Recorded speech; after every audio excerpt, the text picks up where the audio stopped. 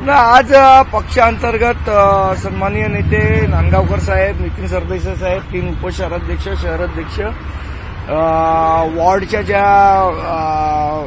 आहेत रचना आहेत त्याच्याबद्दल सगळी महानगरपालिकेचे जे वॉर्ड आहेत, मुंबई महानगरपालिकेचे वॉर्ड, त्याच्या संदर्भातली चर्चा झाली आणि ती पक्षांतर्गत महत्वाची बैठक होती. एकंदर पाहिलं गेलं तर नेहमीपासून अनेक चर्चा होत होत्या की काँग्रेस महाविकास आघाडीतून बाहेर पडणार का, जेव्हा मनसे आणि ठाकरे बंधूंची एक युती चांगली होताना दिसते किंवा अजून तर त्याची घोषणा झाली नाही. आज काँग्रेसने ऑफिशियली सांगितलंय काय मनसेसोबत जाणार नाही. कसं काय होतं? आणि मुळात आम्ही कधीही काँग्रेसला कुठल्याही युतीचा प्रस्ताव कधीही दिला नव्हता, ना काँग्रेसने आम्हाला कुठल्याही युतीचा प्रस्ताव दिला नव्हता.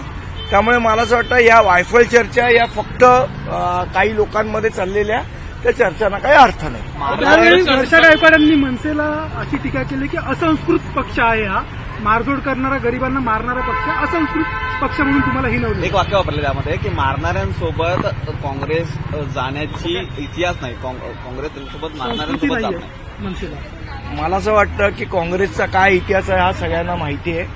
मला त्याच्याबद्दल जास्ती बोलायचं नाही.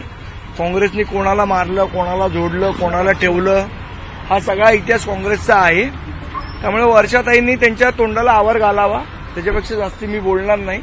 आणि त्या ज्या एकट्या लढत आहेत त्याच्यासाठी आमच्या शुभेच्छा आहेत. बिहारच्या रिझल्ट नंतर हा युटर्न वाटतं काँग्रेसचा मुंबईमध्ये. बिहारच्या रिझल्ट नंतर ज्या पद्धतीने काँग्रेस आपटलेली आहे, मला असं वाटतं त्यांनी त्यांचं आत्मचिंतन करावं. दुसऱ्यांना दोष देण्यापेक्षा स्वतः कुठे कमी पडतात याचा विचार त्यांनी केला पाहिजे. बिहार निवडणुकीमध्ये मतदार याद्यांचा विषय घेऊन विरोधी पक्षांनी रान पेटवलं होतं, फेक वोटर्स.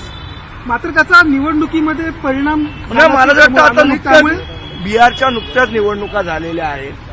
थोडे दिवस जाऊ द्या, काय झालंय काय नाही याची सत्यता बाहेर येईल. आज काँग्रेस चिंतन शिबिर होतं, पण चिंतन शिबिरामध्ये फक्त एकच विषय होता मनसे, आणि मनसेबरोबर आम्ही जाणार नाही असं काम झालं. पहिली गोष्ट, आमंत्रण कोणी दिलेलं त्यांना? आमच्याबरोबर या असं आमंत्रण आम्ही दिलं नव्हतं.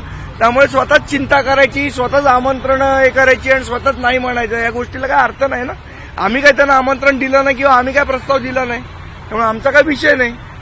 मुंबईमध्ये पुन्हा एकदा मराठीवाद पाहायला मिळतोय. नालासोपारा ते विरारच्या दरम्यान ट्रेनमध्ये मारामारी झालेली आणि त्या ठिकाणी मला वाटतं आम्ही सगळ्यांना सांगू इच्छितो की जे बाहेरनं आलेले आहेत परप्रांतीय, त्यांनी एक गोष्ट लक्षात ठेवली पाहिजे की मुंबई महाराष्ट्र हा सर्वप्रथम मराठी माणसाचा आहे. इथे दादागिरी मराठी माणसाचीच चालणार, बाहेरच्या येऊन इथे दादागिरी नाही केली.